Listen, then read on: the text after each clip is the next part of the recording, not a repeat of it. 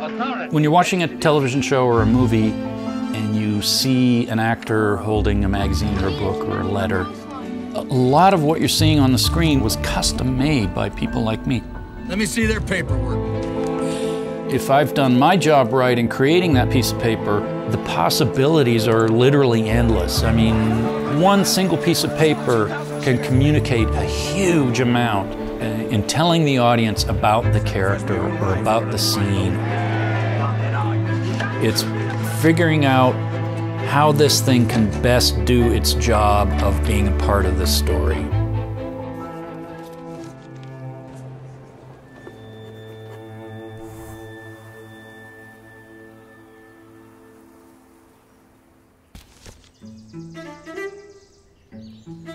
My name is Ross McDonald, and I create paper props for movies and television. When I was a kid, I was obsessed with comics, was obsessed with paper and illustration, and really loved that world that I was reading or seeing on paper. I've done a little bit of everything for years. I worked as a magazine and newspaper illustrator, book illustrator. That eventually led me into making props.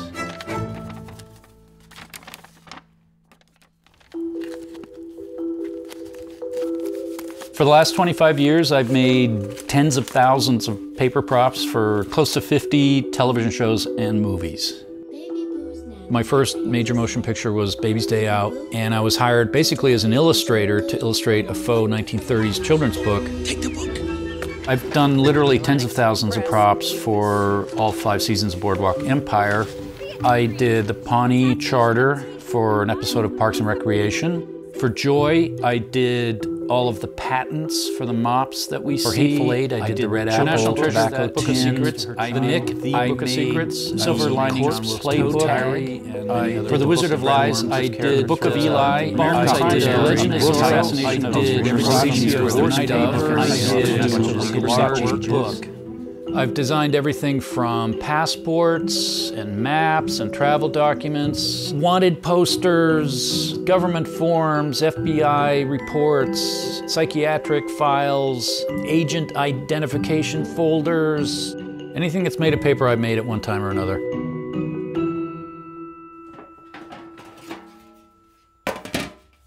Part of what you need to figure out when you're making a paper prop is the backstory of the piece of paper. You don't just take a new book and slosh brown ink on it to make it look old. You got to figure out how it got worn, how it got dirty.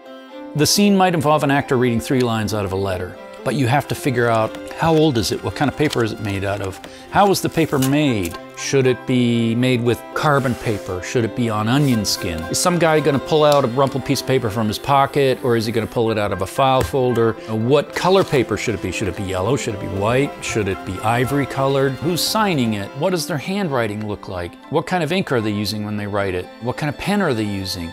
And then, because no letter is ever 3 lines, you have to write the rest of the copy in the letter. Depending on what I'm making, a project can take, you know, a day, an hour, weeks, months. Every page is filled out, every book has text on it, and pictures. Every paper in the file folder is a real document that's all filled out and created. For example, for the Book of Secrets, they said, just come up with secrets. So I said, okay, well, let's do Roswell, let's do the Kennedy assassination, let's do all these crazy conspiracy theory things. Then there was the research into those specific things. So you have to find all that, figure out how to recreate it convincingly. It was a huge undertaking. It took about 4 months to really build that prop. And it's just communicated in a split second in the scene. Let's see here. What do we got here? Have you seen the evening paper? I have here pieces of paper. There's so many amazing things that start off with a piece of paper. And the props that I'm making are all part of that.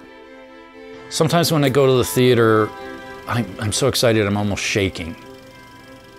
And it's not because I want to see the driver's license I made for one of the actors. It's because I did a tiny bit of work on that movie, and that's very exciting to me. In the end, you've produced this thing which, you know, you've done your best job of nailing, getting absolutely right. And, you know, sometimes I'm just like, wow. When you see something like that in the final product and realize that this thing you worked on is this huge moment in the story, that can be just really, really a great feeling.